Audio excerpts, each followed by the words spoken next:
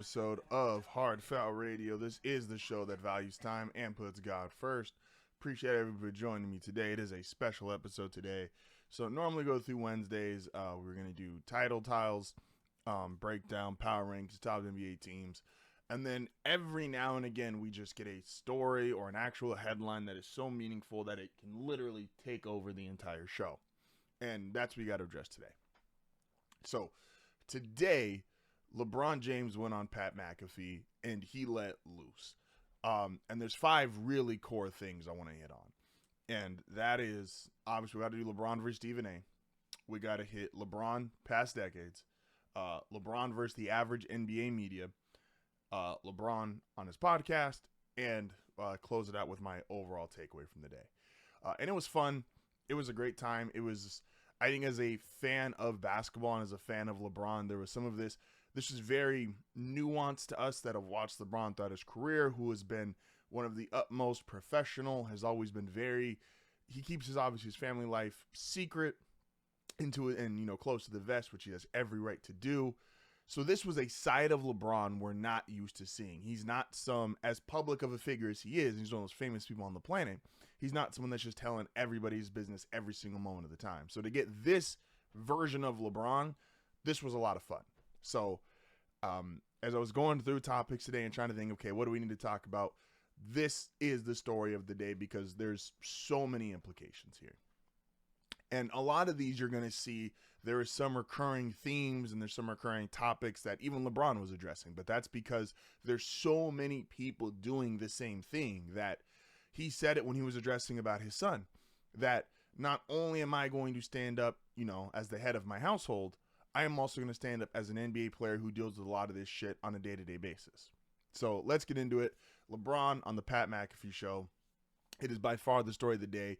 Normally, I try to keep my shows to primarily sports and what's going on, but this was such a big deal in regards to a media side of sports that we had to address it. So let's start with the big one, LeBron versus Stephen A. Now, I know Stephen A has already come out and he's responded and he's called LeBron a liar and he's done all this. Look, Stephen A. Smith, this is the spot you wanted. This is the spot you are paid for. You are the guy who sits at the top of the mountain when it comes to not just sports media, the NBA in particular, but this style that is currently dominating that field. You sit at the top. So when he goes at you, not just when he addresses you in public, which you said was okay and have told us for over a decade, hey, I'm at the games, hey, I'm outside, you can come talk to me, and then turned around and flipped that as soon as you could.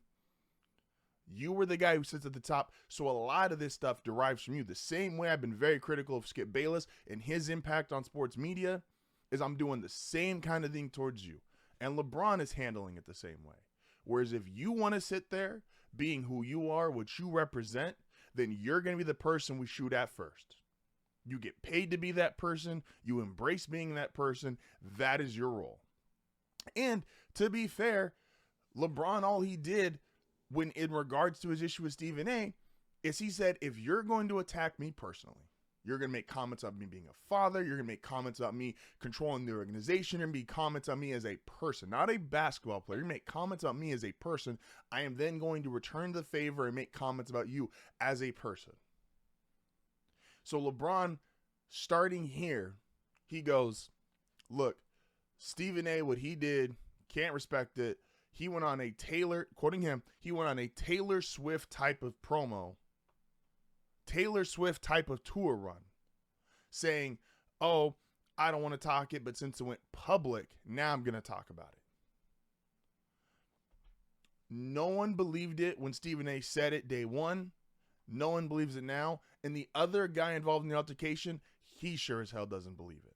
Again, Stephen A, you have said for over a decade, I'm at the games, I'm outside, come talk to me, hit me up.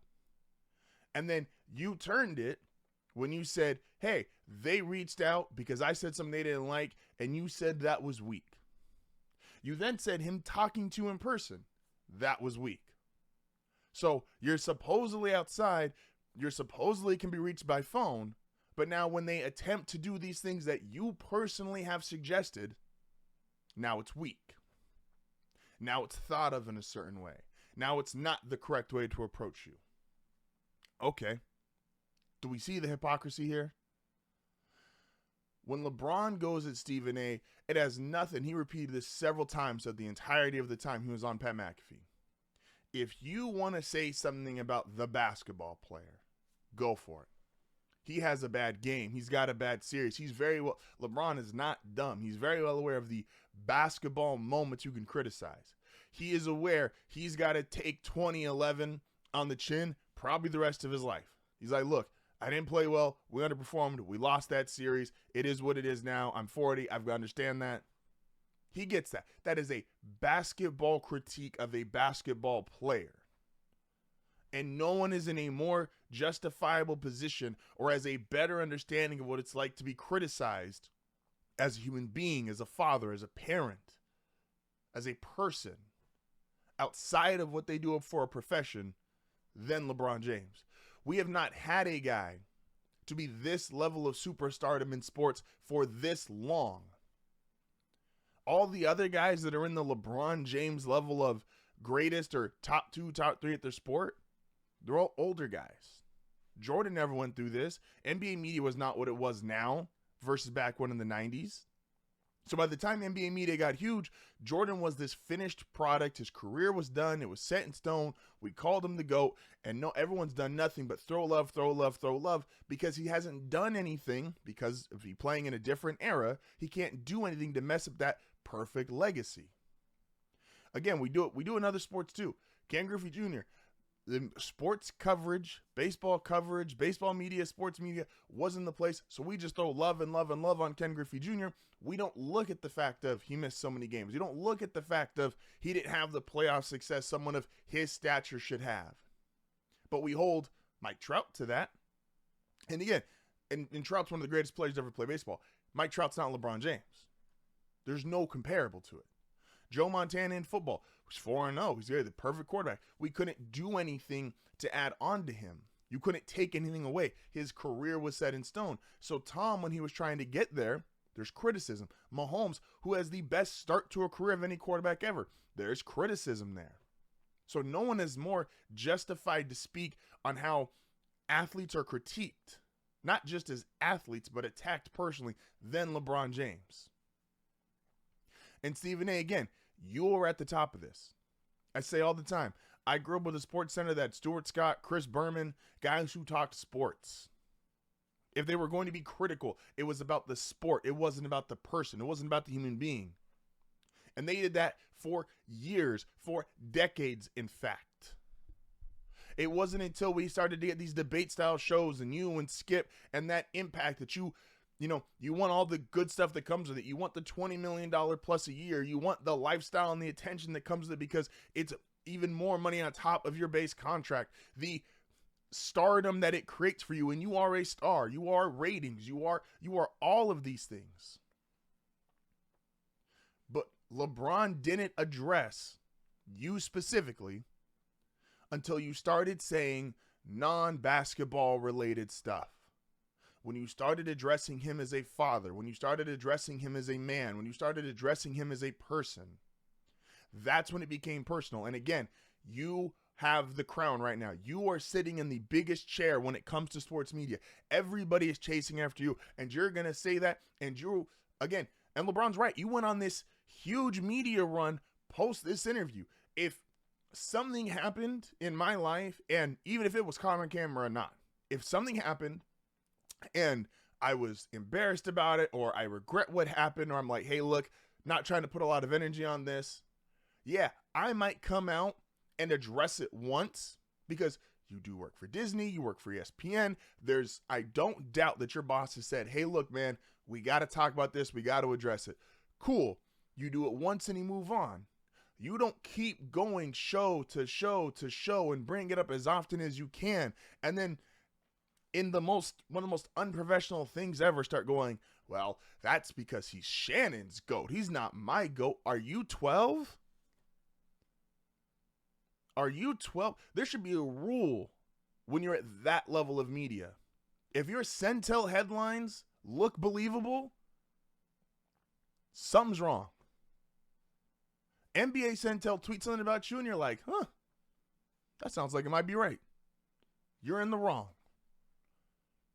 If Dov Kleiman can tweet something about you and it sounds believable, you're in the wrong. LeBron wouldn't care if you said, hey, look, man, and I've said this. He's 40. I said this yesterday. I said he's maybe the greatest 40-year-old athlete in the history of professional sports. It's probably just him and Brady that are in that conversation. But the reality is he's still 40, which means there is going to be some defensive issues. There's going to be some athleticism issues. There is going to be minute issues in terms of how long can you play, stamina related. Those are things related to the basketball player that is LeBron James, not the human being that is LeBron James.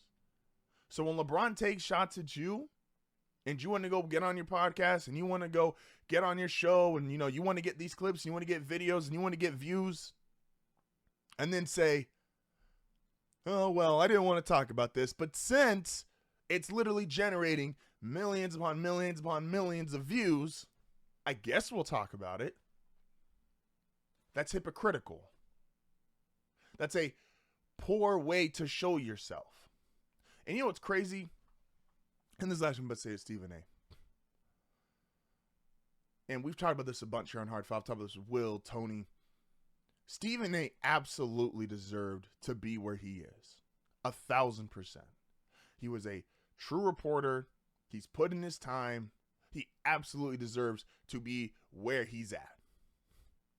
It's just not our fault that he fumbled it. And he took an honest, reporting, good connections, really well-trained media guy and turned him into yelling, hot takes, and say what you want. Again, you deserve to be where you're at.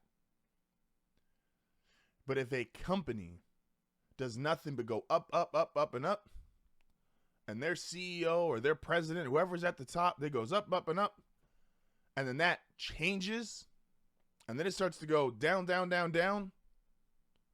As ESPN, you can talk all you want about your contracts. You can talk all you want about the money you make. You can talk all you want about the ratings you provide.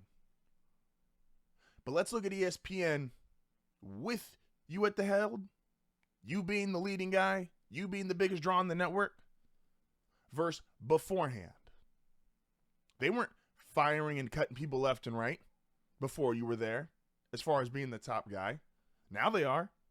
That's all I hear about. I'm someone in my age group. I wanted to go to an internship in LA because ESPN had just moved out to LA. And then that was when I was in high school.